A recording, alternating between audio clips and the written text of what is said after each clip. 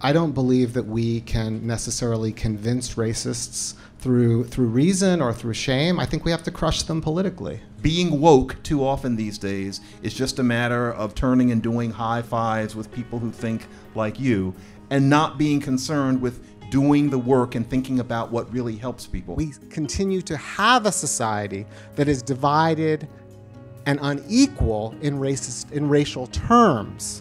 And those inherited racial inequalities do come from a deep past that we have never properly reckoned with in public policy or in our public history. Virtue signaling now stands in for being politically concerned. A person who in 1965 would have said, "What can I do to help?" is now asking, "How can I show that I'm a moral person?" But that's more Martin Luther than Martin Luther King. I just made that up just now. There. Welcome to this third debate, rather, of the third season of the Soho Forum at the Subculture Theater in downtown Manhattan. I'm Gene Epstein, director of the Soho Forum. Tonight's resolution reads, "The message of anti-racism has become as harmful a force in American life as racism itself." We do Oxford-style voting, as most of you know. The initial vote is the baseline, and whoever moves the vote in his or her favor technically wins the debate. Well, while you're thinking about that resolution, I just want to thank you all, thank those of you who attended our big gala socialism debate at the John Jay Theater. We did get nearly 500 people to show up, many of them socialists, and so we were very pleased by that. We needed, in other words, a much larger place to accommodate that crowd. It was a debate that I participated in, taking the negative. Technically, I did win, and I want to thank all of you who complimented me on how it went. It's been 21 days since the Reason released the YouTube video, and we've had 28,000 views of that video, which is the second highest we've ever had. The third highest was 16,000 in our debate in education. The first is our absolute outlier. The highest of all was 355,000 views for a Bitcoin debate. Bitcoin debates clearly attract a lot of people. But we certainly did well on our socialism debate. I had 4 separate invitations to appear on podcasts to be interviewed about the debate. I did make, for those of you who haven't seen it, I did make the novel argument that socialists do not have to abolish capitalism in order to achieve a socialist economy. It's actually quite a pedestrian argument, obvious enough, but rather novel, certainly from the standpoint of my debating opponent, Bhaskar Sankara. I do want to take to heart 2 criticisms that I received about the way the debate went. On the one hand, a few days after I did the debate, I went to a conference, and a bunch of young guys surrounded me. They'd been there, and they told me, "You were on fire. You killed it. You crushed it." I almost felt sorry for the guy. And that was good to hear, but then I did say, well, guys, it's probably a mistake to make people feel sorry for your debating opponent. Maybe I was a little bit too much on fire and killed it a little bit too much. And so I do take to heart those critics who said you lost it a little bit. I guarantee you that I wasn't doing this in any tactical or conscious way. I think in a way I was hectoring my younger self when I started yelling at Bhaskar Sankara that he should read up on economics and possibly appreciate the point that he can make the revolution right now. But I promise you that I'll try to do better the next time and recognize that it doesn't pay to lose it to some degree, as I did. Also, I mean, the other criticism was that maybe I was stepping into the debating ring, so to speak, with a lightweight. He's only 29. I mean, he is indeed the editor-in-chief of Jacobin magazine. He's got a book contract with Basic Books, a very prestigious label. He is going places. But I'm now in talks with a guy named Richard Wolff, who's in his 70s, an emeritus professor at UMass, publisher of many books on the importance of socialism, and possibly next October, only every October will we do outreach to socialists, I'm going to have another debate on socialism with, in this case, Richard Wolff. I also want to announce that what you see also on your chair is the 50th anniversary edition of Reason magazine. I've read it cover to cover. It really is a delight and a collector's item. I don't know if Nick Gillespie's in the house. Nick, do you want to come to the stage for a moment and talk about it, or you're not in the mood? Nick? Nick would rather not. You're welcome. Okay, take a copy and read it. Nick has a fun article in it about the Whole Earth catalog. Some of you are old enough to remember it. I certainly am. Published at the same time that Reason was. It's got a rollicking article about Lanny Friedlander, the slightly loony guy who started Reason 50 years ago. And somebody brought me up short recently and said, well, why else is it called Reason? It's called Reason because it was created by an objectivist, an Ayn Randian, as indeed it was. It's gone a bit eclectic since then in terms of the Ayn Rand enthusiast, but Lanny Friedlander definitely did call it Reason in the spirit of Ayn Rand. Anyway, I do recommend that you take it home and once you finish it, give it to your socialist friends to read as well. Now, at all Soho Forums, we do want to have our warm-up act. That is Dave Smith, who puts out the show Part of the Problem. Dave, I hope you're in the audience, and I hope you can come to the stage to teach us how not to be part of the problem. Oh, thank you, Gene. What's up? How is everybody? We're back at the Soho Forum without all those commie bastards. This is, woof, that was fun, but, you know, I'm over it at this point. If any of you people heckle me, I'm fist fighting you outside after this. That was a fun one. Congratulations, Gene, on your dominant performance. Welcome back, Jane, everybody, who just had a baby, is back with us today. So congrats. Yeah, clap, you animals. Get a baby. I'm really just saying it because my wife is 8.5 months pregnant, and I want you guys to clap for me when I come back after that. But yeah, she could go anytime now. But as I told people in the back, if she like calls me and says my water just broke, I'm not leaving the debate. I'm just like, sorry, this isn't a good time for me. So I don't know what to tell you.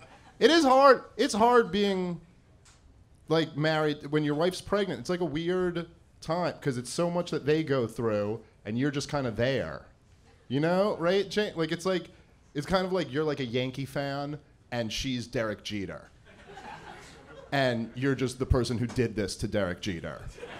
And every now and then you're like, can I get you another pillow, Derek Jeter? And then you're like, why is Derek Jeter furious at me right now? I don't know, but anyway, it's all right, sorry. The topic at hand, racism. Personally, I'm against it, but let's have the debate and see what happens. I don't know. I am against racism because, you know, I'm a Jew. And, of course, I don't want anyone to hate blacks because if you hate black people, you also hate Jews. Those are the rules, all right? There's never been anybody who hated black people and didn't also hate Jews. Like, there's never like a guy who's like, you know, the problem is these blacks. And you're like, what do you think of the Jews? And they're like, good people. Nothing against that. Like, we're always dragged into that shit too. So, just for self, you know. I don't think racism is really that big of a problem today. I mean, I have it on good authority that Donald Trump is going to do tremendously great things for the black community. So, yeah. Donald Trump said that himself. So, you know it's true. If you can. Did you hear Donald Trump said, and this is a direct quote, he said that in his re-election campaign in 2020, he is going to carry 95% of the black vote. It was actually the most modest thing Donald Trump has ever said. he acknowledged 5% might still go the other way. But do you remember back in 2016 when Donald Trump said his pitch to the black voters was, "What do you have to lose?" Do you remember that? When he was just like, "You're living in squalor. Like, what do you have to lose? Vote Trump."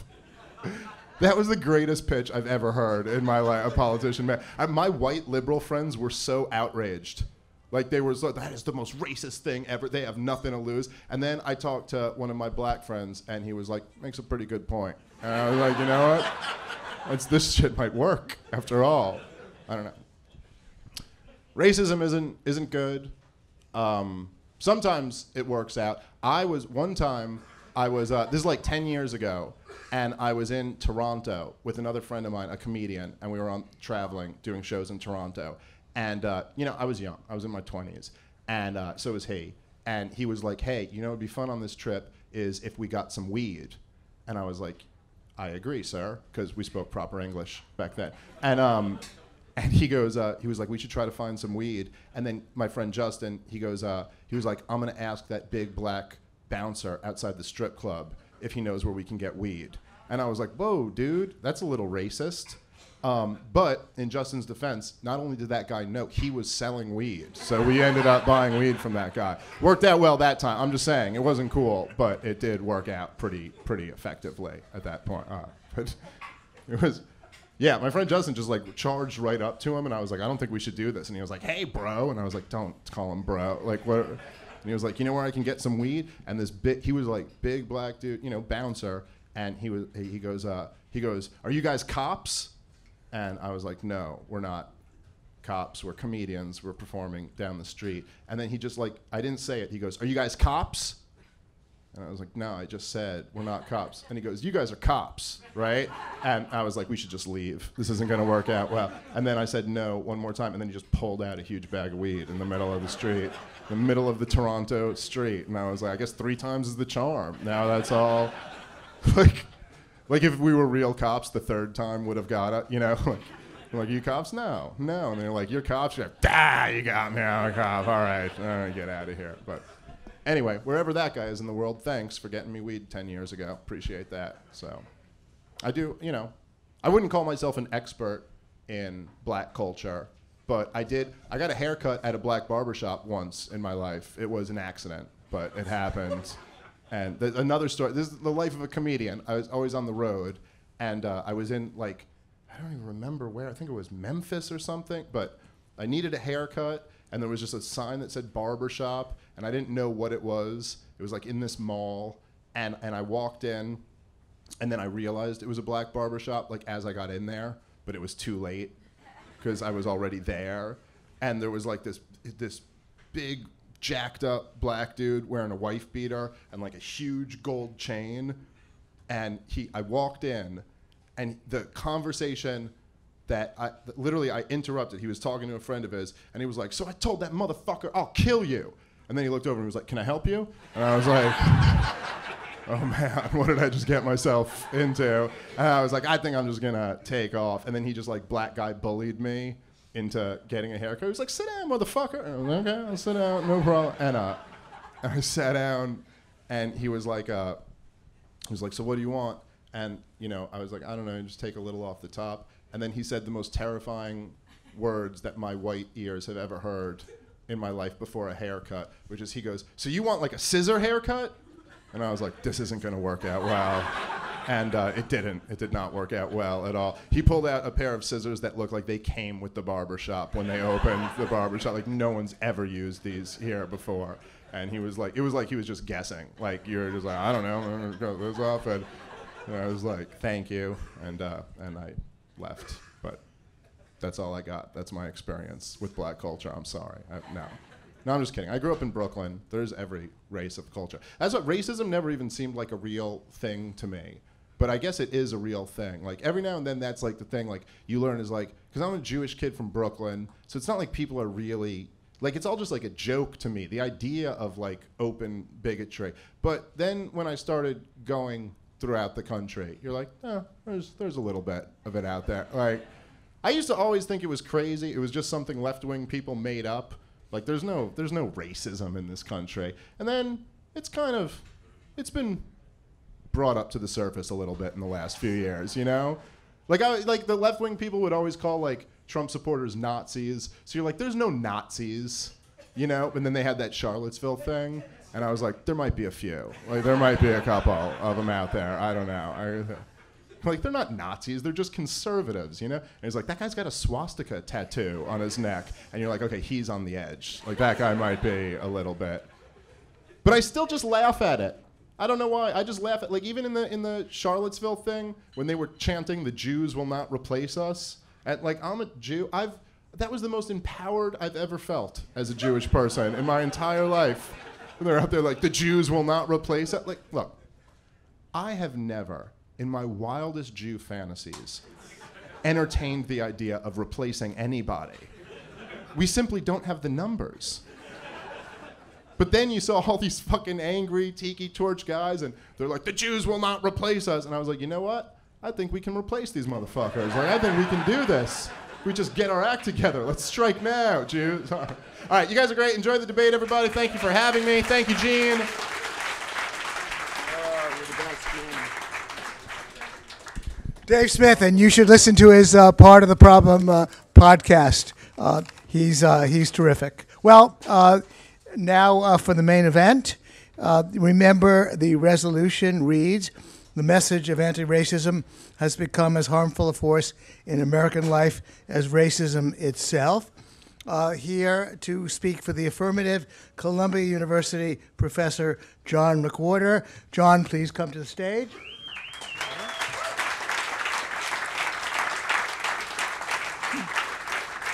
And speaking for the negative, NYU professor Nikhil Singh. Nikhil, please come to the stage.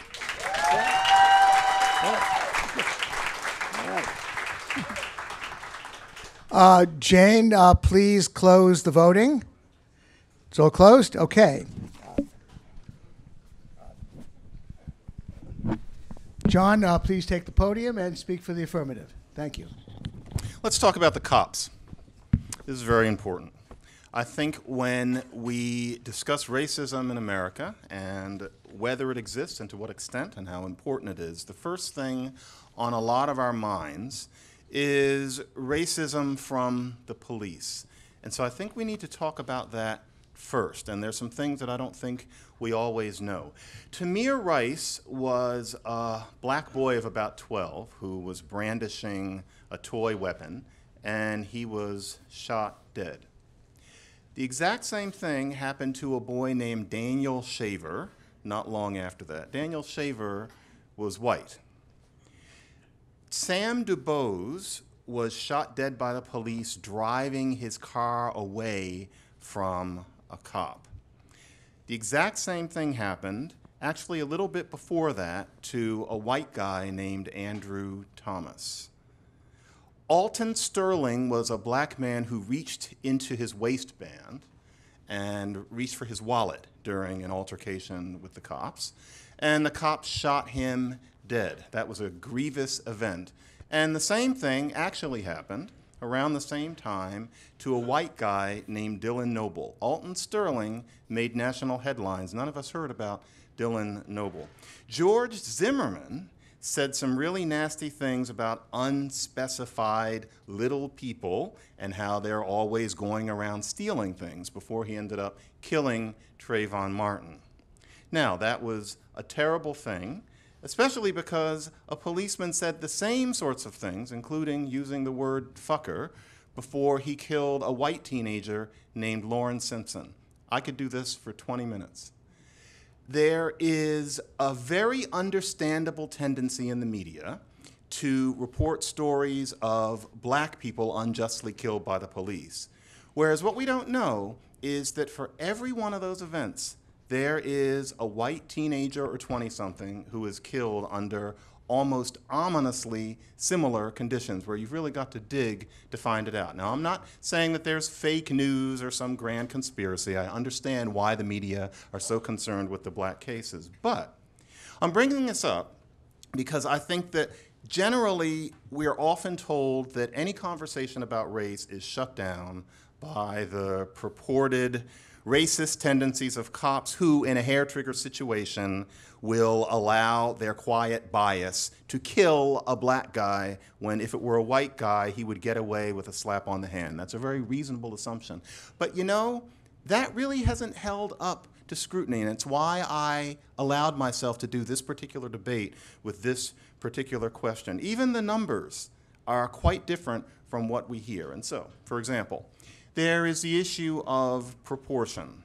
So, white men, 62% of the male population. They are half of the people who get killed by cops.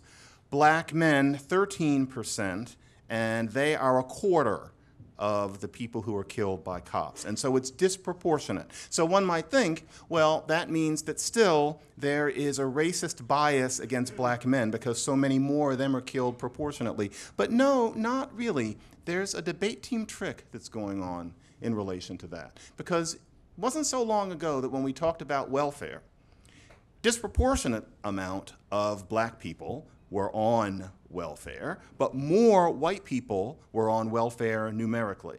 So if anybody pointed out that a disproportionate number of black people were on welfare, it was always pointed out by a certain crowd that no, actually many more white people are on welfare, and that was considered a smackdown comment. Well, we're in the same sort of situation. Or it was often said, if you kept asking questions, the reason there's a disproportionate number of black people on welfare is because poverty affects black people disproportionately because of structural racism.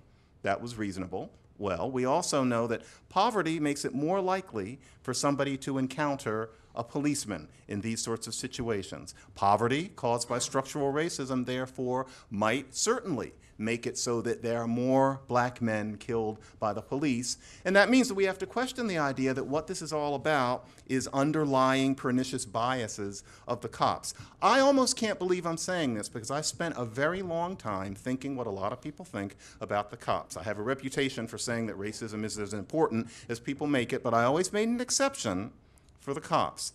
And not too long ago, I had one of my blogging heads conversations with Glenn Lowry, where I told him, Glenn, you've got to give me figures if that's not true. And I didn't know that the figures actually exist. And so I had to really make an adjustment, really think in a new way about this kind of thing. What we're told about the cops simply isn't true. Therefore, when I say that anti-racism is as much a problem as a help at this point, I'm saying that after my conversion about the cops are not a smackdown issue in this debate. So, with that said, what's the issue here? Why in the world would I say that anti-racism is a problem? Because of course, no, it's not a problem to not be a racist, and I don't think any of us would be here if we thought the debate was over that. So of course you don't want to be a racist. Racism is bad, we know that. But what about the more complex and therefore more interesting issues?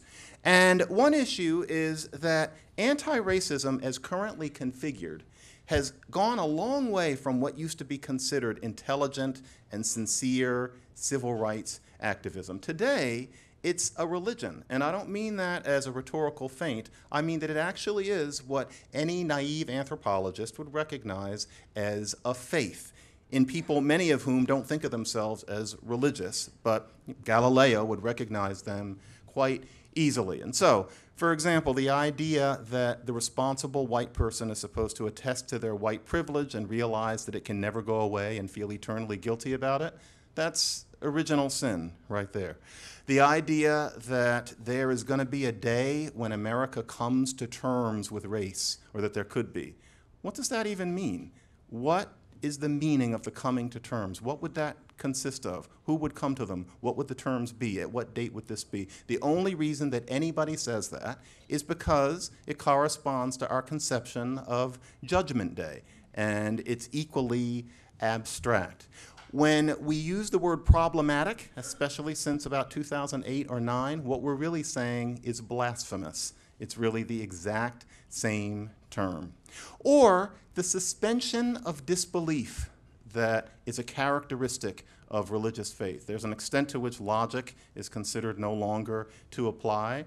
That's how we talk about racism. And so suppose someone asked, why are we to focus on the occasional rogue cop who kills a black man, when 9 times out of 10, that black man is in much more danger of being killed by another black man in his neighborhood. Gosh, that's not pretty, but like many things that aren't pretty, it's also true. If you ask about it, well, you know you're not supposed to. Eyes roll, and you're given an answer that doesn't really completely make sense, and there's an etiquette that you're supposed to stop there. It's rather like certain questions that you ask a priest very gently, but you know that if you don't get a real answer, then you're just supposed to move on. That we're used to with being devoutly religious. That is the way racism is treated these days. It's a religion.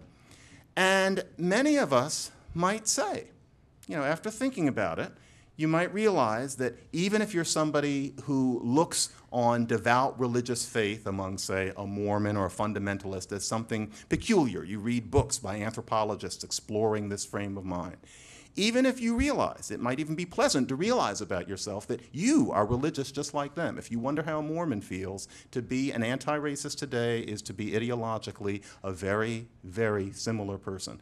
You might own it.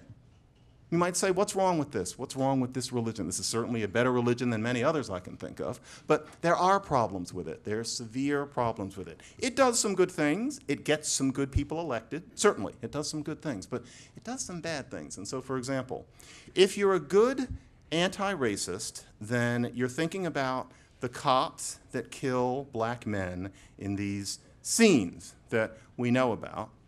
But you're not supposed to think about the fact that so much more murder happens to men like that in their own neighborhoods.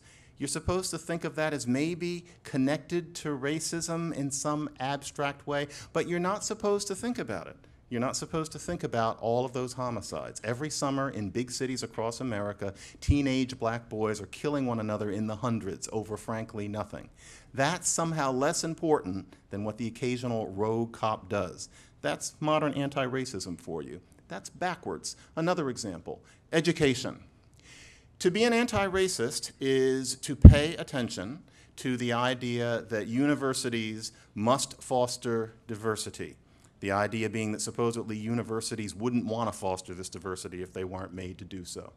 Now, what that means is that often this diversity is fostered as the result of creating a different evaluation system for black and often Latino students in terms of grades and test scores. Now, there are various studies that show that that often is not the best thing. And so Stephen Cole and Eleanor Barber did a paper where, contrary to their expectations, it showed that when students are mismatched to a university, it discourages them from getting PhDs. There have been many studies of that kind, but we're told to look away from them. So after racial preferences were banned in the University of California, before they were banned at the University of California, San Diego, in a freshman class of 3,268 students, of the freshman honors students, exactly 1 was black. In 1999, this is the first class admitted after the ban, when students were matched to a school according to their grades and test scores rather than there being the kind of bonus that we see. We're now seeing it at Harvard. 1 out of 5 black freshmen were making honors. Why have you never heard of that statistic? It's actually a beautiful story. These are black students who did very well, who wouldn't have done as well at Berkeley or UCLA. There's no tragedy. Those students are now out working and living wonderful lives. Anti-racism teaches us not to listen to stories like those. And when we think about anti-racism, we're taught to suppose, we start to not even think about this anymore, that whites need to undergo some sort of massive psychological revolution before we can have any kind of black success beyond what we have already. Why? Why is somebody talking about their white privilege important when we're talking about making black schools better? Why is it important for a Black Lives Matter activist to probe Hillary Clinton's heart as opposed to thinking about what policies she will take in terms of criminal sentencing or housing policy or the on-the-ground sorts of things that we really need to be thinking about if we want to help black people?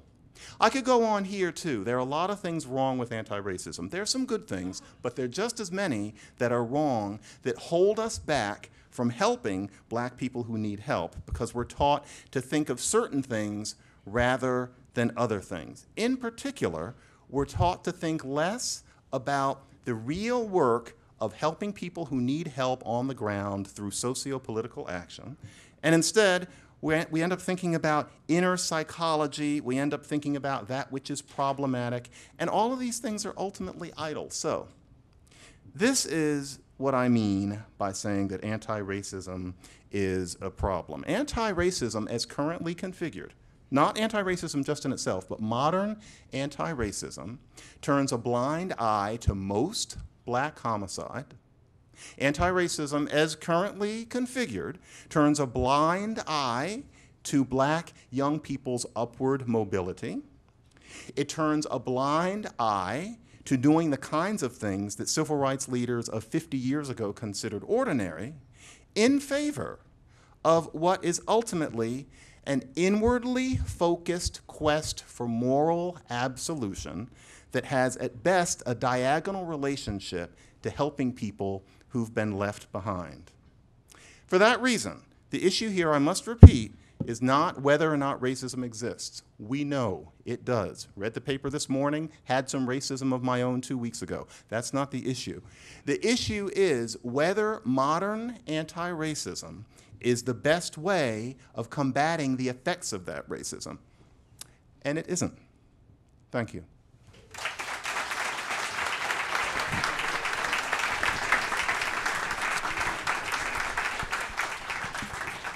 Nikhil Singh for the negative. Take it away, Nikhil.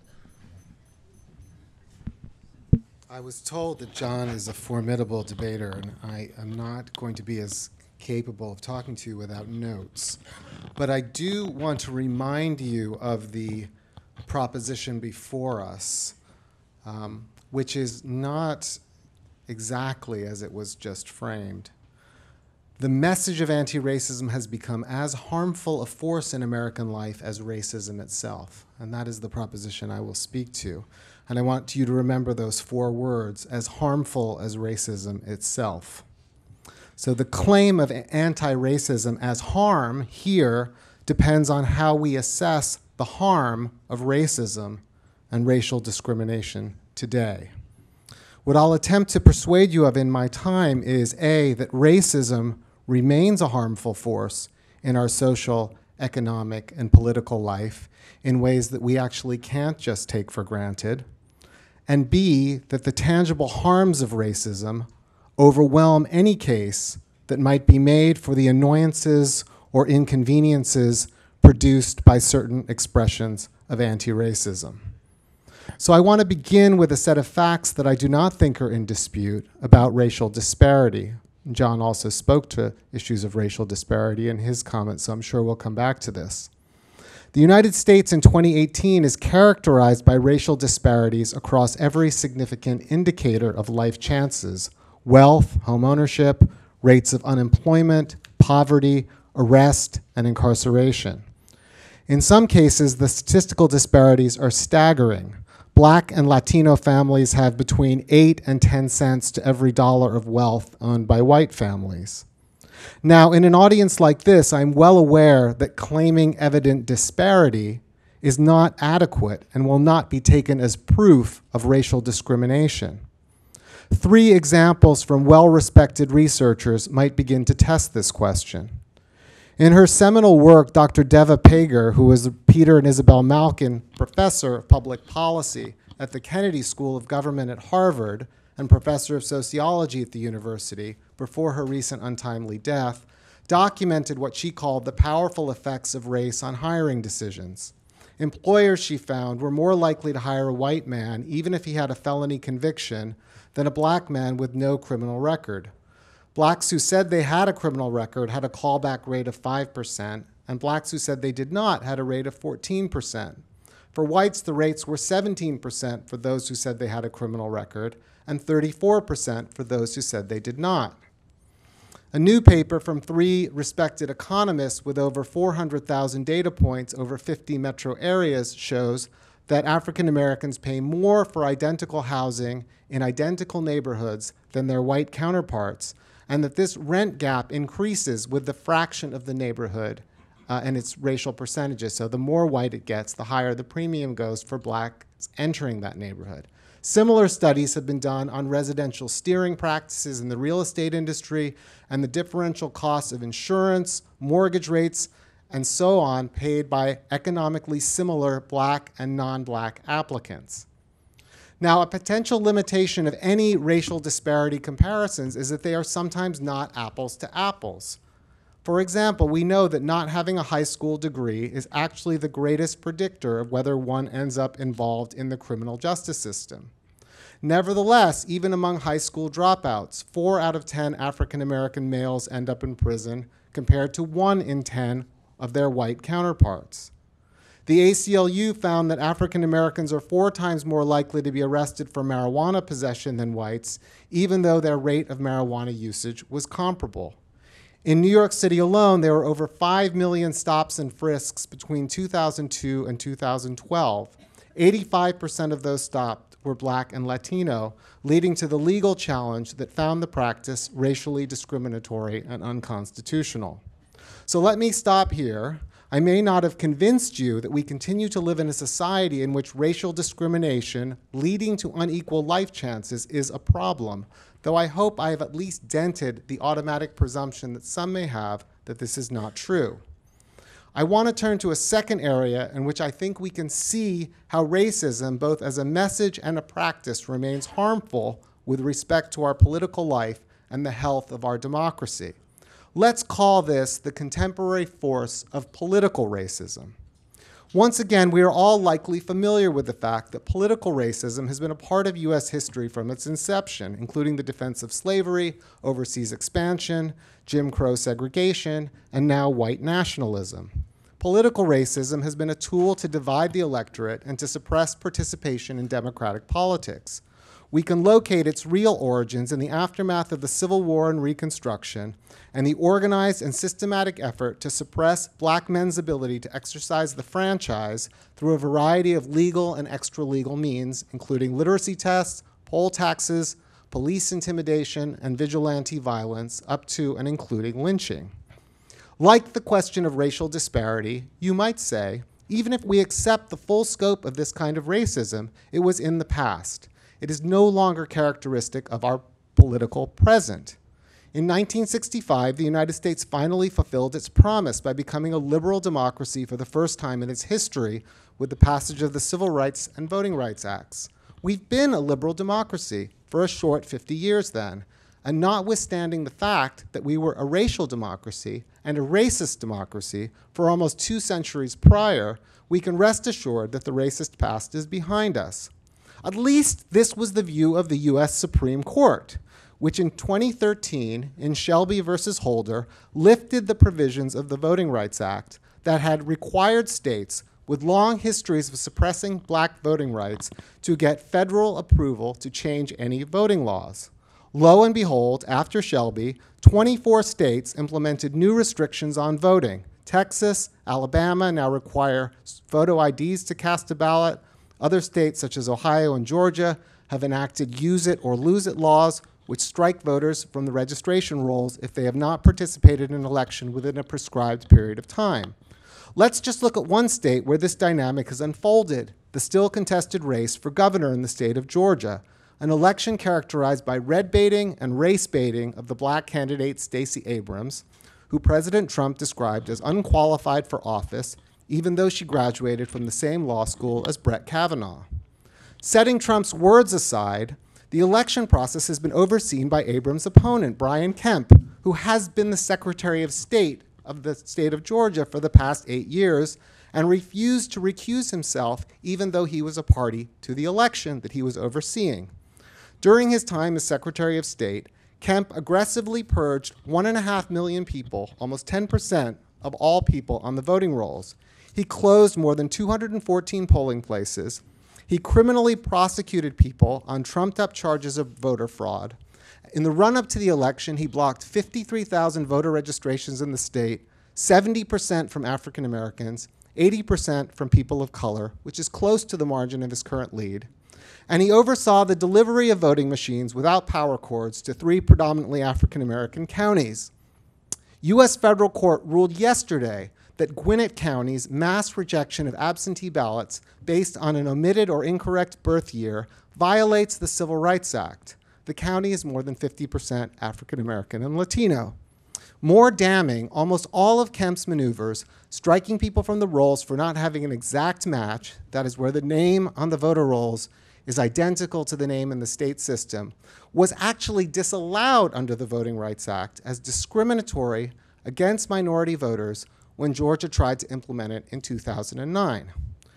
Georgia, of course, is not alone in these high-tech Jim Crow shenanigans, and we can discuss other examples later. I wager that it is difficult to find a similar analog, such as anti-racist voter suppression.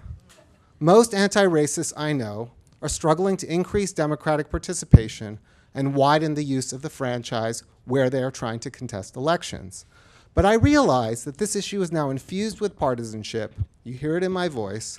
And my account might not yet have convinced you that racism remains harmful in ways that dwarfs any concern we might have about anti-racist excesses. So let me turn to my third and final set of examples, the harmfulness of racially motivated and racist violence in the current moment. On June 17, 2015, just a few months before the election of Donald Trump as US president, Dylan Roof entered the Emmanuel African Methodist Episcopal Church and killed 9 people, all African Americans, including senior pastor and state senator Clementa Pinckney. On social media, Roof posed with symbols of white supremacy and neo-Nazism, along with a manifesto in which he outlined derogatory views towards blacks, among other people. Just 2 weeks ago, another white man tried to enter the First Baptist Church in Jeffersontown, Kentucky. Finding the door locked, he entered Kroger's grocery store and murdered 2 black women. Coming upon a white patron, he demurred, uttering the sentence, "White doesn't kill white." Just over a week later, another white man shouting anti-Semitic slurs entered a synagogue in Pittsburgh and massacred 12 congregants. For months prior, he had spewed hate memes on right-wing social media that Jews were the enemy of white people. The synagogue shooter was apparently particularly incensed by the immigrant and refugee support work done by the Tree of Life congregation. And of course, the most recent actions occurred against a backdrop of an election that Trump consistently depicted as a brown invasion at the southern border, and that his Vice President Pence added was likely infiltrated by Islamic militants. Just this past Monday, an attorney representing Patrick Stein, one of 3 men convicted of plotting to bomb Somali refugees, filed memo in U.S. District Court in Kansas. Stein, his lawyer argued, should receive a more lenient sentence because he was inspired by then-candidate Donald Trump. Are these then just outliers? The Anti-Defamation League Center on Extremism has reported that 71% of extremist-related fatalities in the United States between 2008 and 2017 were committed by members of the far-right or white supremacist movements. Reported hate crimes in America rose 17% last year, the 3rd consecutive year that such crimes increased, according to newly released FBI data that showed an even larger increase in anti-Semitic attacks. In conclusion, let me make a couple of points. Both sides do it is often the refrain, and both sidesism is unfortunately built into the structure of what is in question here. Anti-racism and racism are equally harmful. And let us not forget, after Charlottesville, as funny as our opening act was, when white supremacists chanted, "Jews will not replace us," and murdered a counter-protester, this was Trump's argument when he insisted that there are good and bad people on both sides. But I see little to no real evidence that anti-racism or anti-racists have as yet participated in anything on the order of the kinds of democratic voter suppression or racially motivated violence that we are seeing in the current moment. The last thing I want to say, not only is racism harmful, it makes us stupid. Even before Trump took office, his presidential transition team began drawing up plans to redirect national security resources away from white supremacists to focus solely on Islamic terrorism, which has been 3 times less significant in terms of the fatalities it has produced in this period than white supremacist or right-wing terror. The main target of this effort was countering violent extremism, an interagency task force created by Barack Obama in the wake of the Charleston church shooting to help prevent acts of violence before they happen. Perhaps the worst that can be said about anti-racism is that it is ineffective, based mostly on shaming racists. In the face of structural, political, and in face of structural racism, political racism, and overt racist violence, empty moralism will not do. Not only do we need to do more as a society to overcome historic racist inequalities, or racism's historic inequalities, but we need to stop rewarding or whitewashing political racism, and we need to prevent, prosecute, and punish racist violence. None of this suggests that anti-racism is really the problem. If anything is true, we need a more capacious and inclusive and effective anti-racism that draws upon the legacies of our better history. Thank you.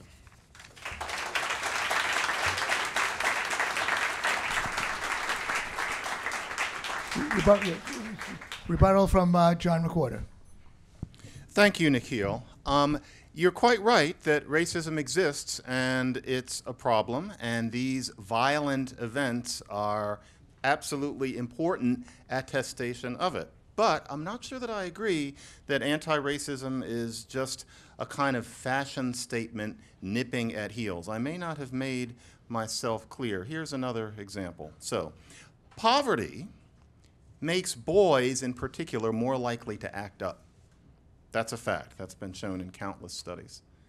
Now, often in especially public schools across the country, black boys are disciplined more than white boys.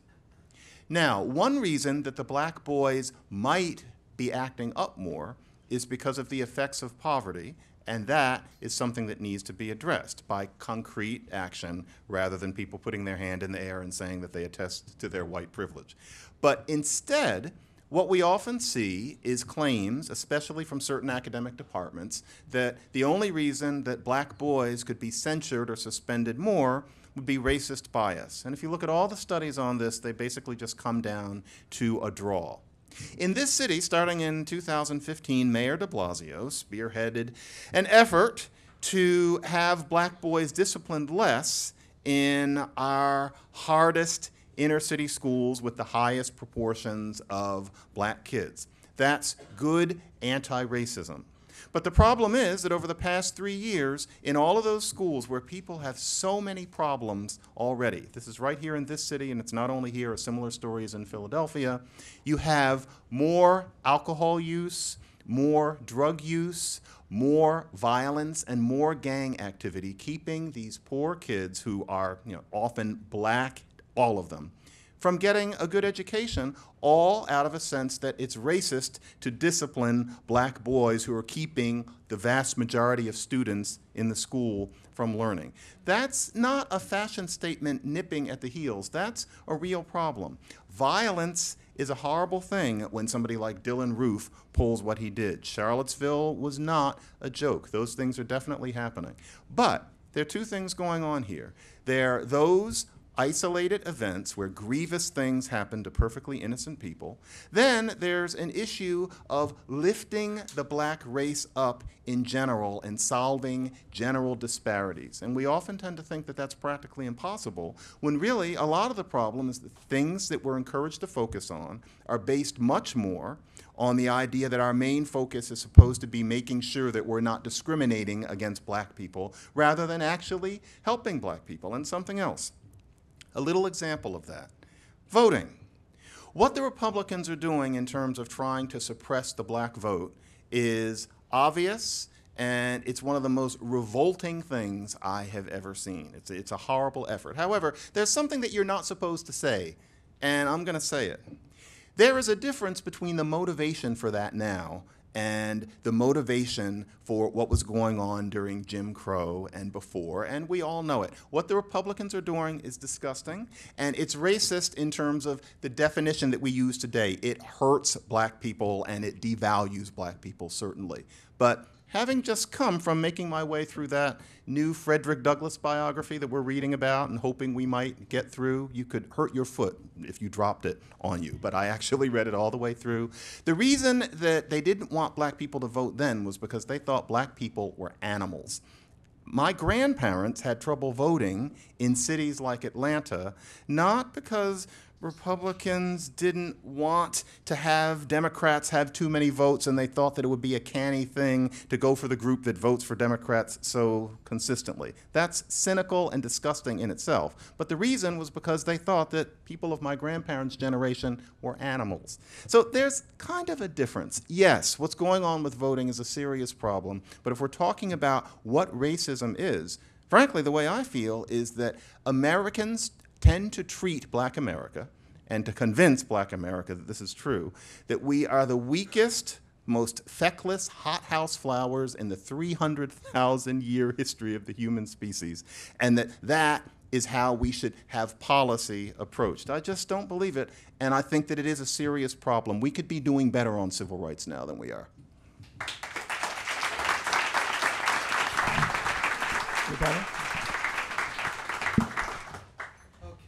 Say a couple things. I mean, first of all, I couldn't agree more with the last statement that we could be doing better on civil rights than we are. I also think I made the case, and probably could make it if I had more time in more detail, that when we look at the upsurge of white supremacist violence in the United States, we are not actually talking about a few isolated incidents. We're actually talking about the movement of something that may once have been fringe, or maybe once was forbidden and then became fringe, into quite mainstream political discourse. And when you see the president retweeting white supremacists, or when you see him echoing arguments that were made by white supremacists, then you have to ask the question about what kind of shifts in our political culture are underway. I think that they're extremely concerning. I think they should be concerning to all of us. I imagine they are concerning to all of you. I think they're concerning to John, as he acknowledged. So I don't think we're talking about something that is isolated. I think we're talking about something that is reanimated. And I do agree also with John that I don't think most Americans are walking around with deep-seated racial animus that is kind of enlivening them all the time. But I do think a substantial number are. And I strongly disagree with the idea that that animus is somehow fundamentally changed. I mean, it's interesting in the rebuttal to me that John kind of wants to have it both ways. He wants to say that anti-racists are so obsessed with motivation and inner psychology that they're not seeing what's actually being done to people. But then he turns around and says voter suppression in Georgia is not really motivated by the same thing. It's actually sort of, coming from some different place. They just want to get the votes. Well, why do they want to get the votes? They want to get the votes because they want to continue to create certain kinds of conditions which produce and rely on both racial and economic inequality. And I strongly agree with John that we cannot be separating, if this is what I understand him to be saying, issues of racial and economic inequality. We have to be talking about them together. I'm not that interested in converting people from their inner-held racist thoughts. I'm interested in them stopping acting in racist ways. And the burden of my remarks today was to suggest that we live in a society where more and more people are being emboldened to act in racist ways in our political process, in the streets, and that both of those things connect to and build upon the fact that we continue to have a society that is divided and unequal in racial terms. And those inherited racial inequalities do come from a deep past that we have never properly reckoned with in public policy or in our public history. Okay? So if that's what I mean by racism, and I am an anti-racist. And I probably would and will in our conversation agree with certain aspects of what John is saying. I don't actually think that a lot of things that he's saying are things that I would strongly take issue with necessarily. I don't necessarily want us to trivialize the kind of struggles and conflicts and divisions that we have in our society right now. And I certainly don't want to imagine, and I never have in my work imagined, that African Americans in particular are some sort of benighted kind of failed people that can't manage for themselves. I've always taken heart from the great phrase from Malcolm X, which the problem with a segregated school is not that black people are in one and white people are in another, but that nobody cares about the black school. Nobody's investing in it. Nobody's putting resources into it. That's where we need to look to understand where the rubber meets the road on racism today. So I'm all for that. But to me, that just goes back to my last point in my opening remarks. We need a more effective anti-racism in this society. We need to actually redress the histories of racial inequality that we're still saddled with. Then maybe we'll stop having this conversation in the same way. I'm not sure we'll get to the promised land because I don't actually see politics in those terms. So in that sense, I think John's arguing not necessarily with me, but with a kind of phantom of his own imagination. And I'm not saying it's completely outside the bounds of what I hear in universities and from students, but I don't actually take that to be reflective of what is actually going on in the world that we live in right now.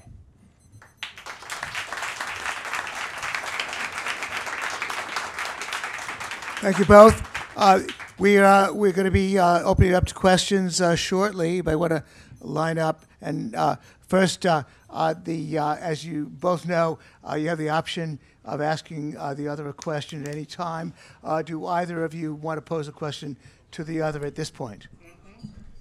Yes. Yeah. Nikhil, what does it mean to redress the disparities of the past? How would we do that?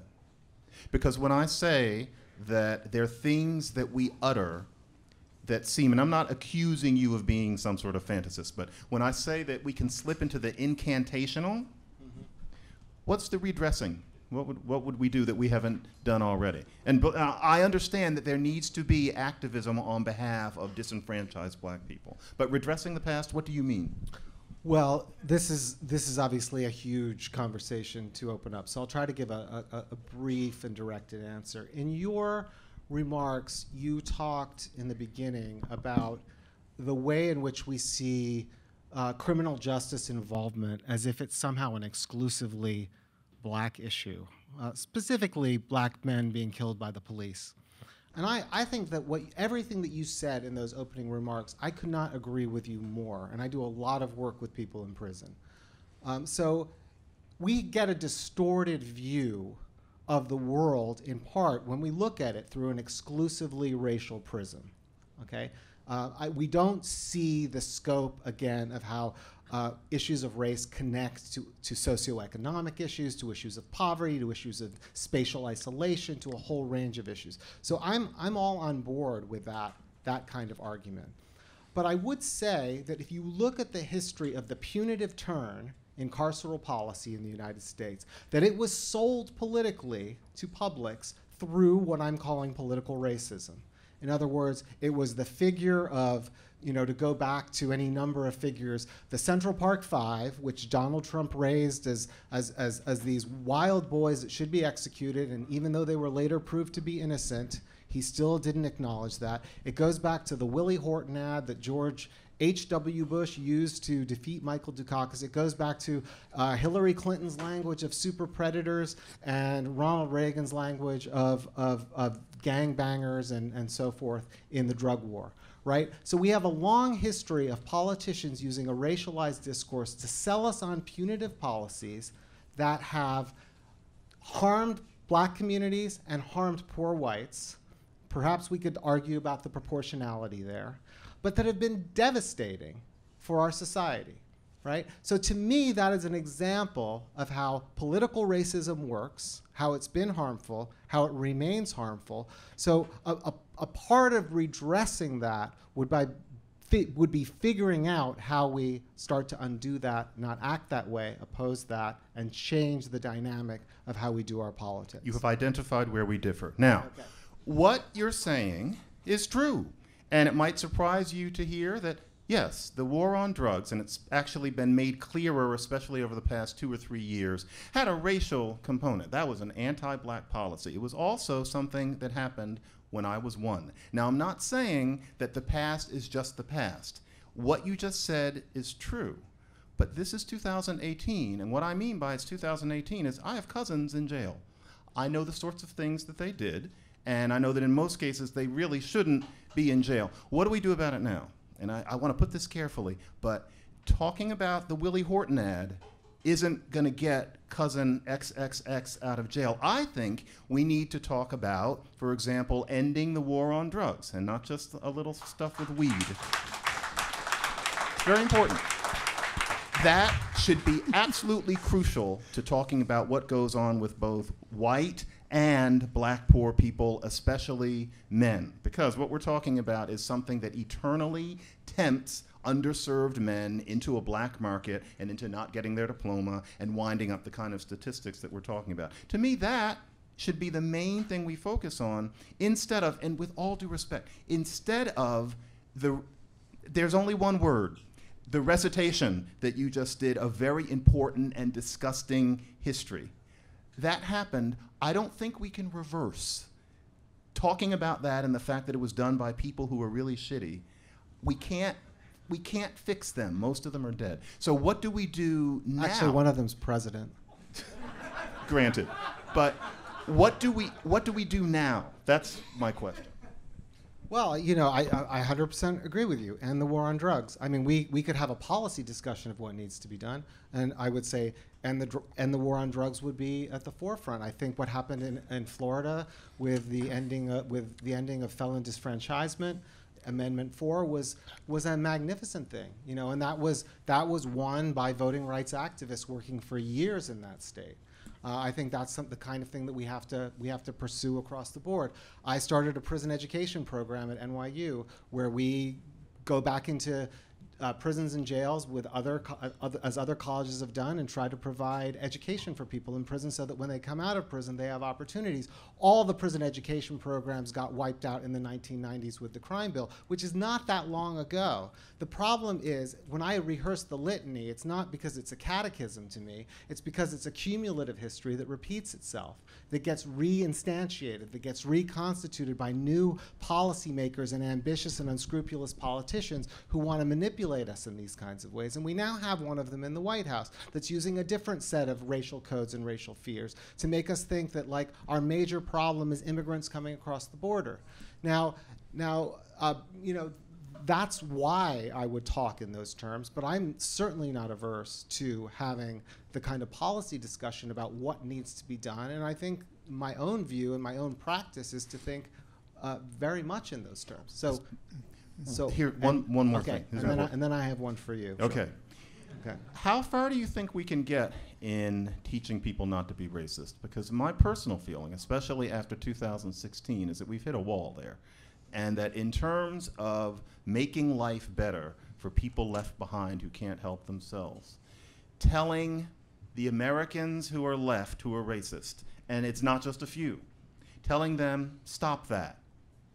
It's not going to work. It was one thing to say in the 50s and 60s, give black people the right to vote, to work as a lawyer, to eat where you eat. It was one thing to say in 1968, Fair Housing Act, black people can live where you live. And then it was another thing to say, through Norman Lear sitcoms and general shaming, don't be a bigot. I'm not sure that we can come any further. And it seems to me that if we're talking about people carrying torches in Charlottesville, they're beyond reason. And so whatever we're going to do, I'm inclined to do it without, I'm sure you'll understand that it is a kind of preaching. That kind of preaching, simply because I don't see how it works anymore. You may know something I don't about the efficacy of it. I don't disagree with you. I don't think shame works. I think we're in a political culture that thrives on shaming, that thrives on the kind of frisson of shame. I think, as I said before, part of the right-wing strategy right now to kind of move the Overton window is to take things that were forbidden, to make them fringe, and then make them mainstream. The fact that I think we even start to frame debates in the ways that we're framing them tonight seems to me to be slightly part of that. I mean, I wish anti-racism were a civil religion in the United States, as you suggested. I think it was in some ways. I don't think it is actually quite so right now. But no, I don't believe that we can necessarily convince racists through reason or through shame. I think we have to crush them politically. And I think that that's going to come through organization. It's going to come through education. It's going to come through people understanding the kind of like high-tech Jim Crow maneuvers that are going on in Georgia, which I don't think are available or well understood by most people. I think it's gonna come by in certain moments through presenting a very strong principled stand where we don't allow ourselves to be cowed in certain ways. There are lots of methods, I think, for approaching the problem, but I do agree with you. I don't think yelling and shouting at people and calling them racist is going to work. And then the last thing I would say is that, as I said in my remarks, I don't ultimately care 100% if someone is racist. I mean, we have a big conversation about the white working class right now and whether people have racist attitudes. There are people who have racist attitudes, and there are people who have racist attitudes who are led in various ways to vote against what may be their economic interests. And I believe that we have to convince people to vote for their interests and vote in the right ways. And that might mean that they then enter into a coalition with people that they have racist attitudes towards.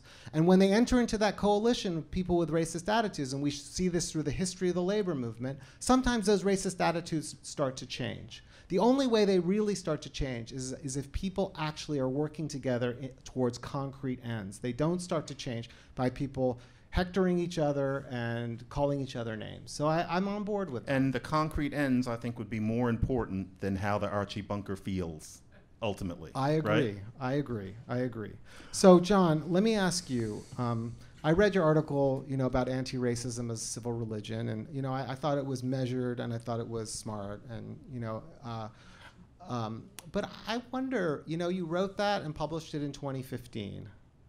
So we're here in 2017. 2018, sorry. That shows where my mind is. I have small children. That's my excuse. I know how that is. Time stands still. So what would you change in your, or has any of your own thinking changed since you wrote that article in 2015? No, not a word. No, I wrote that article knowing full well that there are a lot of racist people in this country. I was not as completely surprised by the election of Donald Trump as many people were. I think that most of the people who voted for him are not what I would call a racist. They just don't consider racism a priority, and many people would consider it the same thing. No, life sucks. That didn't surprise me. Now, that article actually is one of the few that I actually sometimes reread, and I think, wow, that nothing has changed. I believe that Black America would benefit from a roughly 4 or 5 plank platform that could happen and in which black people could thrive regardless of how Donald Trump or anybody who voted for him felt. And I think, frankly, most black people of all stations in life don't care that much how white people feel. But I think an awful lot can happen, and we start losing imagination. I'm hearing it from you when you're talking about these coalitions within which racism might exist, but that's not something that we usually talk about. There's this sense that the main meal must be combating the feelings that people have out of a certain one idea that once those feelings go away, that life will then be able to get better for a black person in a housing project. I don't think that Bayard Rustin and Roger Wilkins and Martin Luther King or even Malcolm X thought that way.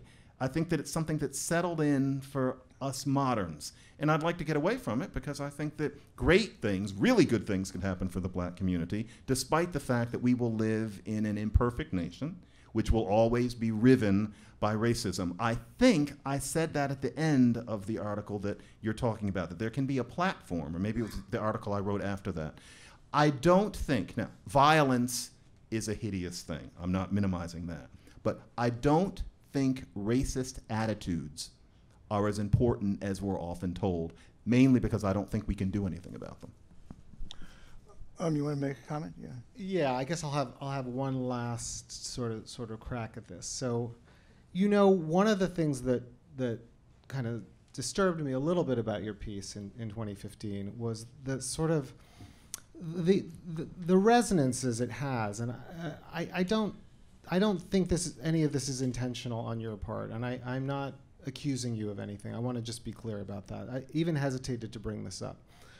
But in the European far right now, you see this argument from people like Guillaume Fay and Daniel Freeberg, that anti-racism is a totalitarian religious ideology.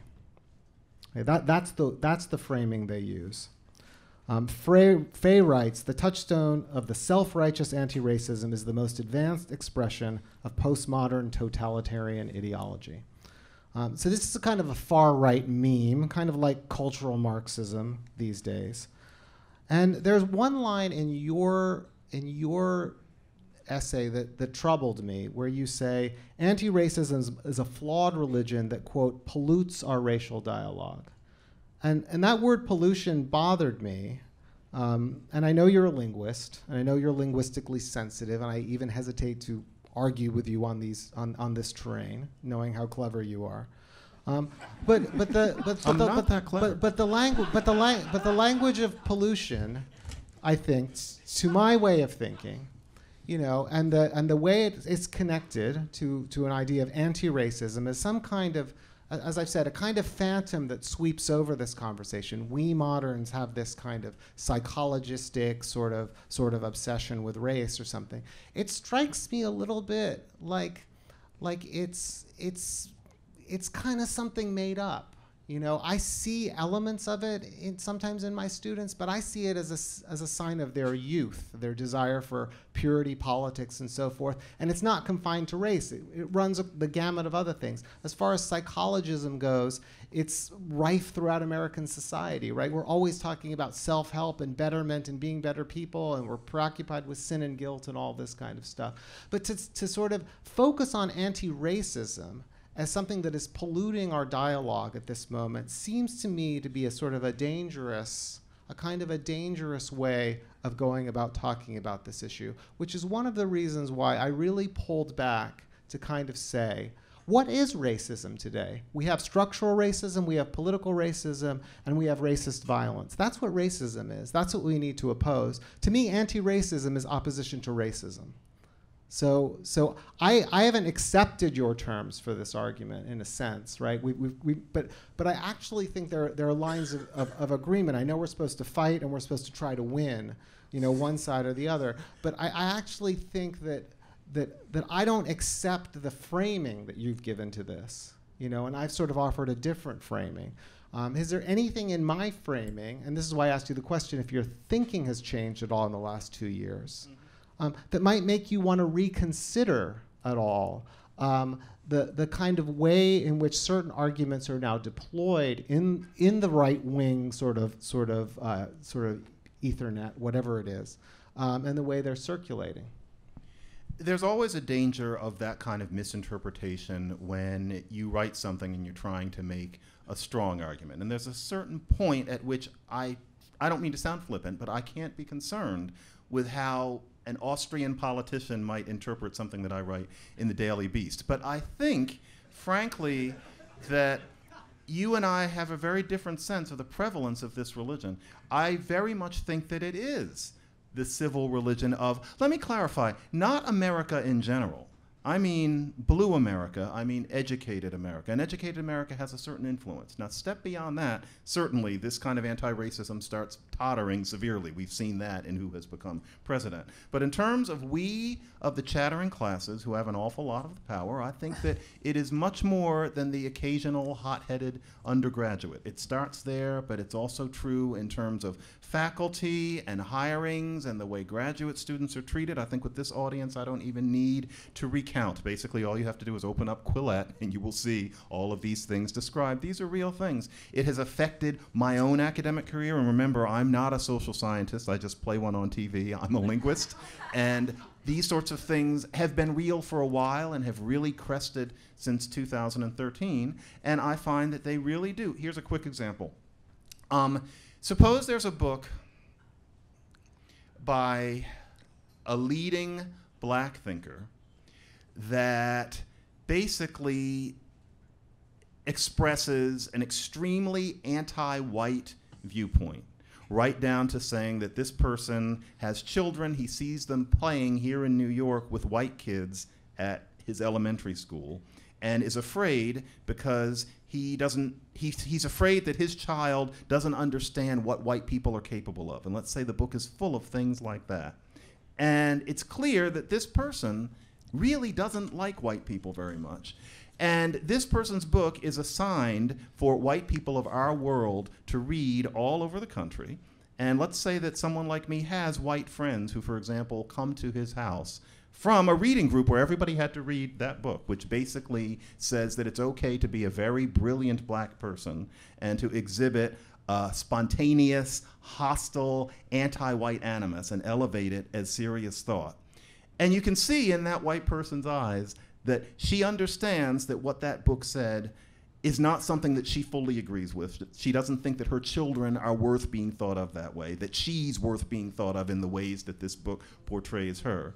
But her answer is, I'm not supposed to judge. How do I know how he feels? And so I thought it was wonderful. Well, for one thing, that's a polluted dialogue because one, it's incoherent.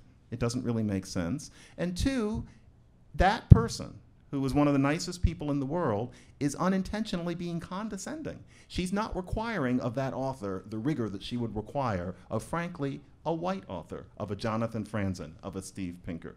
And therefore, by extension, it's condescending to me. Yes, it's partly about me. That's the sort of thing that we're seeing. It's not just the occasional undergraduate who breaks something in the cafeteria and complains about Vietnamese food that isn't authentic. This is this is big, and you and I live in the same world, and I think it's interesting that we perceive this differently. But I want to make it clear that I do think that in our world it is a dominant religion, and part of the way we know it is that just like medievals, we don't know it's a religion. We don't think about it. The medievals didn't say they were religious. It was just the way the world was thought to be. That's where we are now. Yeah. Okay. Okay. I want to take moderator's prerogative to ask two questions of you, and then with the audience. Question for John McWhorter. Nikhil was at first reviewing what I think he called structural racism. He went over a series of statements about how more difficult to get a job if you're black, difficult to get decent housing, basically portrayed a situation in which there is a pattern of racism against blacks with respect to housing, jobs, and so on. Do you accept his characterization, or do you challenge it in any important way? Oh, I don't want to overtalk because I just did. But no, I don't challenge those things. Everything that I'm saying is said within a context of knowing that there are those disparities. Some of them are more complicated than we're often told, but not enough to matter. The disparities due to racism, you think? Yeah, okay, one can say that. Okay, yes. fair enough. Okay, question for Nikhil. John mentioned 2 or 3 very specific, 4 or 5 actually, specific examples of anti-racism that he felt are very harmful. The recent one he just mentioned a couple of them, was, for example, that it's regarded as racist to discipline black kids in schools who create turmoil, and that holds everybody back. He mentioned that there's far less concern about the danger from black gangs toward black people, the much greater possibility, that chance of getting killed by another black person than by a white cop. Then the third thing he mentioned, for example, was that affirmative action makes it hard for black kids to function in schools where they're overqualified. Do you regard those 3 things, for example, as bad examples of anti-racism that should be stopped? Well, I'm not going to speak to them all in turn. Let me just say that I can see how affirmative action can produce stereotype threat, what the psychologist Claude Steele has called stereotype threat. And I can see how it could work to produce a kind of stigma among the recipient. And that might not be a positive thing. But that's also because we have not actually understood necessarily how difficult it might be for somebody coming from a certain place to get to a certain place, right? So the problem of racism, from my standpoint, is actually in many ways encapsulated by the ways in which it's been characterized by this side of the debate, which is like, we all know that. Well, if we all knew that, if we all knew these things, if we all knew the depth of discrimination, of its persistence, then why have we not been able to produce the kind of public policy to address it? I don't think the reason for that is anti-racism, actually. I think the reason for that is that there hasn't been the public will and interest in addressing that, and that actually our public policies have been turned towards racist ends, and as in the carceral turn. And John, points to the example of de Blasio in punishing black boys, and to me, that's actually an outlier. I don't think that that's actually what happens in most parts of the country, in most schools, where African American children are being disciplined, and where we have something that we know quite well is a school-to-prison pipeline. There's tons of research on this. Many, many urban schools now have police in the schools, where if there's an infraction, that people are actually immediately put into a situation of potential criminal punishment, particularly African American children. So I think it's misleading, actually, that example. And then I guess the last thing I want to say, and it sort of comes back to the longer set of remarks that John was making, I can completely see how it would be a problem to feel condescended to. And I can completely see how people not being truthful and not feeling like they can speak openly and actually debate things does, let's say, I wouldn't use the word pollute, distort, disturb, undermine our dialogue. But once again, I feel like you are actually talking about feelings. You're talking about your feelings. You're talking about the negative feelings that might produce in a kind of elite a space of the cocktail party or the dinner party or the academic department. You're actually not addressing what I think is a much more significant harm that is being done to people by the ways in which existing and ongoing racial disparities, racist demagoguery, and racializing public policy actually works in our society. So I would much rather us be talking about those things. I think if we were actually talking about those things, rather than just saying, oh, we all know that, then we actually might have a different conversation. We might actually have a different kind of anti-racism. Okay. You want to make a comment on that? Or, I do. No. So let's try this. End the war on drugs. Make sure that all poor women have long-acting reproductive contraception available to them at no or little charge. Make sure that any child below a certain income level is taught to read via phonics rather than via the whole word method. I know that sounds wonky. That is huge. But because it's kind of undramatic and it doesn't have the air of anti-racism about it, nobody really wants to talk about it. Then, cherish and support vocational training. Get rid of the idea that to be a human being you have to go to 4 years of school where you pretend to enjoy Shakespeare. Very important. I know so many young black men who are electricians or repairmen making more money than I made until rather late in my life. That should be taught now. That should be emphasized now. If you did just those 4 things, we would be in a new world. Instead, let's imagine that there's a very artfully written article about how we need to once again call for reparations, written as if reparations hadn't been discussed to death around the turn of the millennium and thought of by people from all sides of the political spectrum as an unfeasible idea, partly because you could say that there have already been reparations. But the idea is so incoherent. John, the Ta-Nehisi Coates is not stopping your ideas from emerging. It's the GOP Congress. It's the Democratic Party. I disagree. It's the political system that we live in that has the party duopoly and the ways in which it has worked to actually prevent public policies that would actually address systemic economic inequality in a serious way. It is a phantom that you're producing here. No, it's not. Can you really tell me that there's any evidence that if the Democrats were in power, that the 4 things that I talked about, or even 3, or even 2, would actually be given serious consideration? Absolutely and remember, not. It's not just me. I'm not making this up. These are things that I'm getting from people who know what they're talking about. I 100% agree with you. If the Democrats were in power, those things won't happen, which is why we need to actually transform the Democratic Party. We need to make the Democratic Party a genuine social democratic party. I would agree with that. So when and if that happens, we may have I mean, I'll come back for the socialism debate next time. But you know, if we have something like that happen, then we will have a different kind of political. I'm not pinning my hopes on the Democratic Party either. I just don't think that the problems that are sort of as they are identified by Quillette, or as they are sort of pinned on some kind of narrow band of academic discussion, are actually even touching most of what's happening on the ground, where people live, how people are suffering, how people are striving.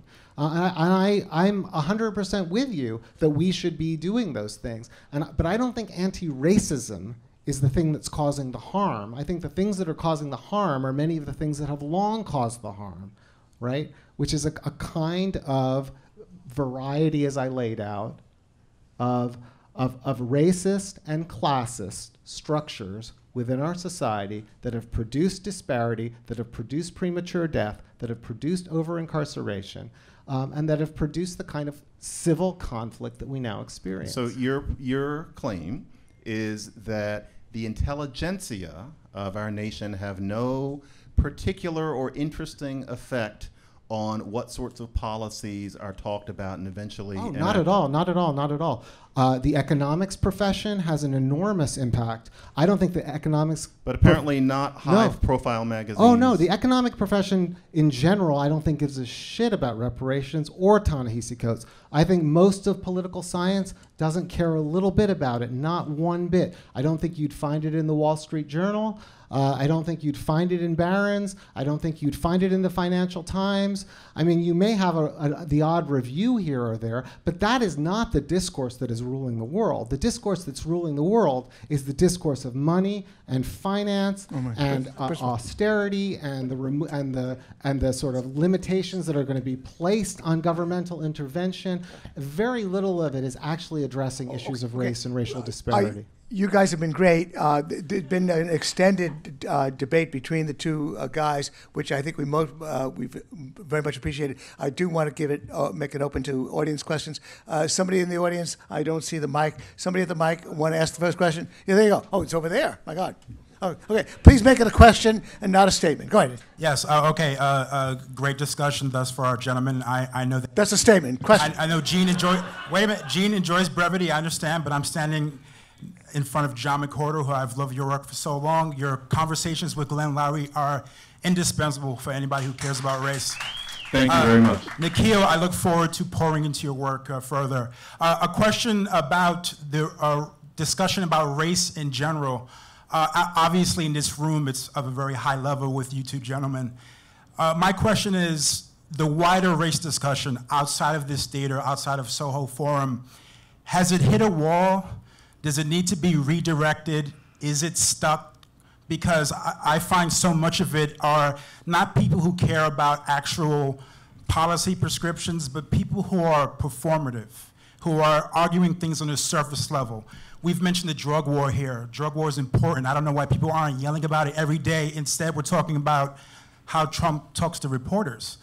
It lacks substance. So I'm just wondering, how do we get out of where we're at now to a wider, more substantive discussion? And I know that's a tall order, but if anybody can do it, you guys can. Well, I think that one way that we could make it more substantive, because I don't think that it is, apparently the intelligentsia doesn't matter, but as somebody— That's not what I said. As somebody who tries to pretend to be part of it, I think that this America should become more aware that there is a difference between having a religion and being interested in political activism, such that it becomes less important what's the latest racist thing that Donald Trump said. It's hard being a writer in these times, because my general thought is, yes, I've known he was a racist since before he was president. He's going to keep saying those things because he's mentally 10, and that's what he does. And so there's nothing interesting about it. Yes, we should be talking about the war on drugs. I think that, with all due respect to Nikhil's view, I think a lot of the reasons that we talk more about what Trump says about Omarosa, although there's also a sexist issue there too, rather than what would help somebody like someone's cousin who is unjustly in prison, is because we're dealing with, I hate using this very punitive word, but virtue signaling now stands in for being politically concerned. A person who in 1965 would have said, what can I do to help, is now asking, how can I show that I'm a moral person? But that's more Martin Luther than Martin Luther King. I just made that up just now. There. Again, as I knew, I was facing a very clever opponent. Let me just say That was really spontaneous. let me just say that if I have virtue signaled once tonight, I will do a mea culpa. That is not my purpose. I am a full believer in practical political activity. That is what we need to be doing. So I agree with John in many respects on this question. But when we talk about Trump's words and Trump's actions, we're not talking about Omarosa. This is just another example of a kind of trivialization. Trump, right during the election, talked about issuing an executive order to end birthright citizenship. Now, none of us necessarily think he can do that legally, but there are actually constitutional scholars who disagree on the question of whether birthright citizenship is mandated under the 14th Amendment. It's a serious, serious debate, and it's going to hinge on the juridical parsing of 4 words, right, under the jurisdiction of, which are meant to apply to people who are born here. If you're born under the jurisdiction of, you're a birthright citizen. But are people who come here illegally or without papers in an unauthorized way, are they under the jurisdiction of the United States? This is going to be potentially a subject to debate. It's going to be a subject that is going to open up potential possibility of stripping citizenship from hundreds of thousands of people. Now, am I just being alarmist? Have you seen? Okay, perhaps. You think so. You think I'm being alarmist. That's good. I'm glad to have that out on the table, because I personally don't think it's alarmist. I don't think it's an alarmist in a country that has engaged in family separation at the border, in a country that has engaged in torture during the Iraq War, in a country that has launched wars in the Middle East under false pretenses that have killed hundreds of thousands of people. You're not really supposed to heckle in this environment, but the fact that you are is indicative to me that you actually are not willing to have a reasoned debate about this. Right? So the point is that we have a situation where we are dealing with someone who is actually engaging in attacks that are racially inflected and framed, that involve parts of the population and making them extremely vulnerable. So the idea that you want to trivialize it and make it something that we should just kind of ignore or laugh off, or say, oh, that's just Donald Trump being Donald Trump, to me is sort of just kind of proving my point. Next question. Hi there. My worry is about blowback. Given that white America is still the majority of the U.S. population, and that runs the gamut economically, what does that mean for the current state of anti-racism of white guilt and white privilege, where you have people who are who definitely aren't privileged? Are you laying a fertile ground for new racism to come in the future? Am I laying the fertile ground? Is the current situation of the religious situation of anti-racism laying a fertile ground for the next generation of racists? So should I take that first? Well, I thought he was talking to you, but I to say something. Why don't you take the question, John? Take the question. I just talked for a long time. Just for a little alternation. Oh, okay. The truth is that if that kind of reasoning, that kind of anti-racist reasoning is aired and aimed, and a lot of it does involve abusing and making fun of and being condescending towards a certain kind of person who's viewed as, and often is, less enlightened, then it certainly is not a recipe for polity, and I don't see why it would not stir up a degree of racism. Now, once again, for me, and it's not that I'm trivializing it, Nikhil, and I don't think it's funny, but I think to an extent that kind of racism is always going to be there. And so, for example, now this is where I think just people will differ. Trump is definitely creating an environment where people are being more open about feelings that probably 10 years ago they would keep more to themselves. He's basically winking and saying that there are things that are okay, including violence, which is particularly frightening. But just in general, he is creating this idea that it's okay to be Archie Bunker. My feeling really is that I would rather have it out in the open than have the people keeping it quiet and being polite and mumbling when my back is turned. I'd rather know what they're saying. I can see how maybe you might feel that progress would be if they, maybe we know that they're not going, we can't make them not have the feeling, but at least they won't say it, that it would be better if there was a kind of a politeness. I kind of want them to say it so I know who to avoid, and just because I feel like I'm living in, there's kind of a blue pill, red pill aspect to it for me. I want to know what world I'm actually living in. So things will differ. I don't know if we're talking about a racist onslaught, however. I don't think that anti-racism is dangerous in that it's going to create Charlottesville. Trump is more responsible for things like that. May I just jump in a second and ask for clarification about the role of the intelligentsia? Would you agree, Nikhil, that Ta-Nehisi Coates writes bestsellers, MacArthur Genius, a lot of writers spawned by him, influences the media? Would you agree that they play a role in influencing voter attitudes, and that voter attitudes then play a role when they vote, and also influence politicians, so that it's not just the moneyed classes, that the intelligentsia clearly is an important force in the sense that I described? Would you agree with that? Yes, okay. I would, of course. All right. Well, okay, if that's the case, then would you agree then that Ta-Nehisi Coates, if he's saying what's really on the agenda is reparations, what's really on the agenda is understanding, as Ta-Nehisi Coates wrote, I had no sympathy for the white firefighters who died in the World Trade Center because they're white. That's what he wrote in his best-selling book. Would you agree that that's poisonous and that's out there? Would you think that's an influence? I'm not going to comment on Ta-Nehisi's writings one way or another. Well, he's a best-selling author. He's the intelligentsia. Do I agree with I'll say this. Do I agree with everything in Ta-Nehisi Coates' His influence. His influence. Yeah. I think his influence is he has an influence, but I would say does he have the outsized significance that some would attribute to him? I think he's become a magnet for all kinds of criticisms that really his work doesn't really bear up to. He's not a serious and deep historian.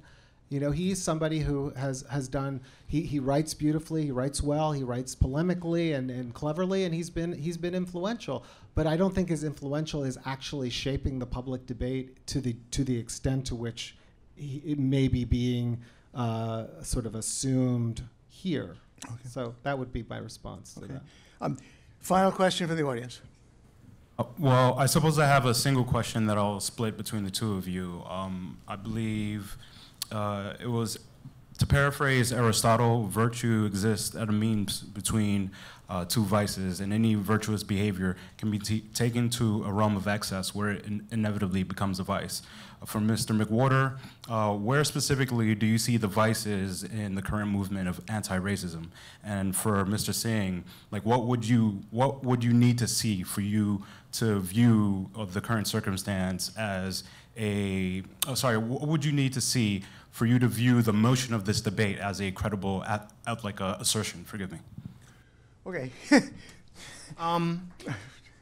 The vice of the modern civic religion, which is anti-racism, is that it's inwardly focused.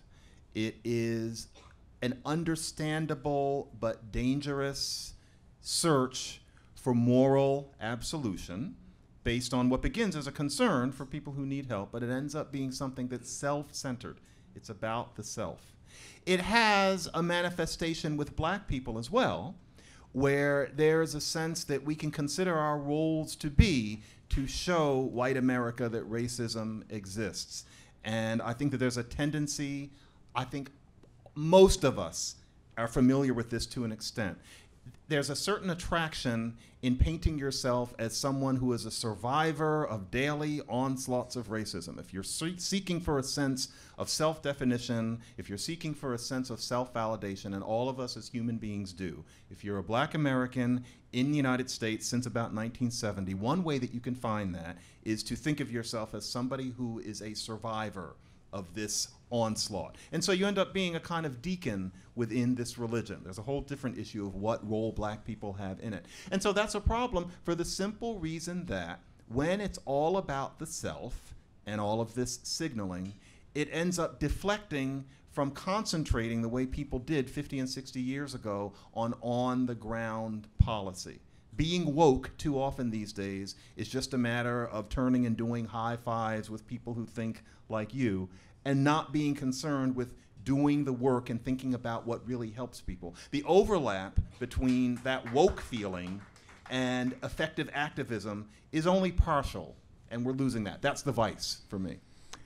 I think John got a chance to do his summation.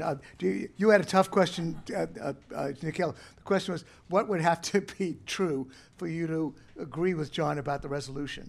I think that was the question put to you. A tough question. Maybe you want to duck it. That would be okay.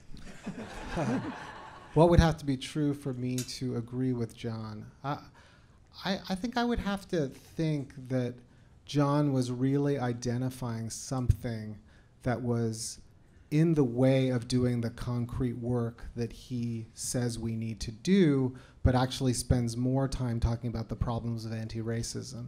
So to me, if we were going to actually do the work, and I do spend a lot of time doing the work of trying to help people and do concrete social change work, where I don't think foregrounding anti-racist commitments is the important thing to do. I totally agree with that. But what I find puzzling in this kind of Quillette-like discourse, and I think John mentioned Quillette, is that there's a kind of desire to always find these moments where, you know, there's some egregious instance of political correctness that is preventing someone from like speaking what's really on their mind, some usually quite well-off and well-placed person from speaking what's on their mind, and that this is the thing that we should be worried about because this is the thing that's in the way of like making the world better. But I don't see any of these people actually doing any kind of serious concrete work. So it all to me seems a little bit like up here, and a lot of the kind of examples are counterfactuals. You know, what if this happened or what if that happened? Well, I've tried to talk about what is happening, and I've tried to identify it. And it's happening in Georgia right now. It's happening in the White House. It's happening in our policies. It's happening in churches and synagogues where people have been murdered. And you know, this is the world we're in. And we can choose to kind of continue to spin out this kind of fake conversation, or we can deal with it. I think I'm hearing summations from both sides. Unfortunately, we've gone overtime way with the questions. You'll get a chance to, the guys are going to stick around and over a glass of wine, they can talk to you about your questions. But you want to make... Say one sentence? Well, your summation starts. I'm really going to be able to do one. Okay. Yes. Well, I thought we were skipping that. No, we're not skipping. Oh, no, sorry. No, I was just jokingly saying you're doing the summations. Martin Luther King, you at least won the word game tonight, and take it away with your summation. You know what my summation here is? I've made my points. I do think that anti-racism is important. I do think that what the intelligentsia chooses as the terms of the discussion does have an effect on the progress of history and the progress of a people. That's the way history has always worked. That's certainly the way social history has worked in the United States, at least until about 5 minutes ago. I see no reason why it would change now. But I want to say one thing in response to, Nikhil, what you said.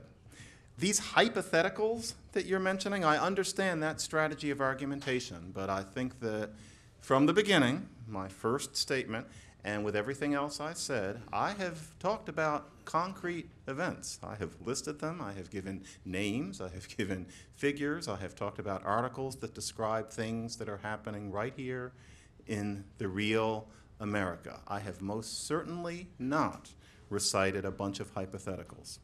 Thank you.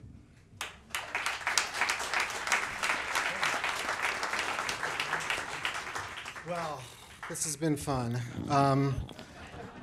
So I'll just say what I've said, and I'll try to be as brief as John. So what John calls anti-racism and sees as a problem, in my way of thinking, is mostly a phantom. I deal with it. I deal with it in my classes. You know, I had a whole class last year where I read the N-word because Du Bois said it in a passage, and my students felt triggered by it. And they made me stop, and they said, you can't say that word. You know, you're not a black person. And I said, why would it matter if I was a black person and said that? And I had a conversation with them. Now, do I want to go and say they're being triggered is just about them being self-obsessed, self-absorbed babies? No. Well, yeah, exactly. That's what you might say, because you might not actually be interested in having a constructive dialogue with them, but I'm their teacher, so I do have an interest in having a constructive dialogue with them. Now, I've suggested that persisting racial disparities in economic life and in our criminal justice system are underwritten by active and ongoing racial discrimination. I've suggested that there's been a resurgence of political racism and racially motivated voter suppression that now puts our democracy at risk. And last, I've suggested that the dangerous siren songs of race war and racist violence have moved from right-wing fringes of Stormfront and Gab and the Daily Caller to the Twitter deck of the US president. All of this should be cause for alarm. All of this suggests that racism is currently more harmful than anti-racism, and I'll be very curious to see how you all vote. Thank you.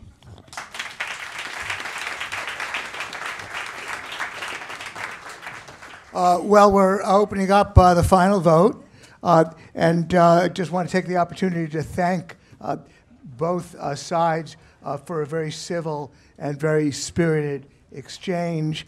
Certainly, you both created an example for us all to discuss these issues of passion in a civil fashion and to share your differences civilly and courteously with each other. So I commend you both on that and thank you both for that. While you're considering the vote, I want to invite you all to come to our December 3rd debate. We're going to switch back to cash, to money. Harvard professor of economics Ken Rogoff, author of The Curse of Cash, will defend the resolution governments of the advanced industrial economies should phase out the use of paper money in the form of large denomination notes and sharply restrict the use of cryptocurrencies. Arguing for the negative will be George Mason University professor of economics Lawrence White. On Monday, Jan 14th, we will have a debate that might interest our two debaters on the subject of housing. Richard Rothstein, Economic Policy Institute Research Associate, author of The Color of Law, will defend the resolution since the federal government fostered housing segregation in the 20th century. The government should foster housing integration in the 21st. Taking the negative will be Manhattan Institute Senior Fellow Howard Husak. And on February 20th, John Allison, former CEO of the Cato Institute and former CEO of BB&T Bank, author of The Financial Crisis and the Free Market Cure, will defend a resolution about the causes of the financial crisis. How are we doing on the voting, Jane, at this point? Okay. Well, looks like we have the results. Recognize that how people vote initially has a lot to do with how they felt in the first place. Voting yes on the resolution. 41.5% initially voted yes, and that rose to 54.3%. And so the yes resolution picked up nearly 13 percentage points. That's what there is to beat. And the no's went from 15 to 28 percentage points. And the disparity was 1 percentage point.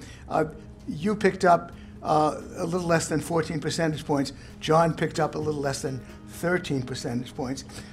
It's practically a statistical error. However, technically, Professor Singh, you win the Tootsie Roll.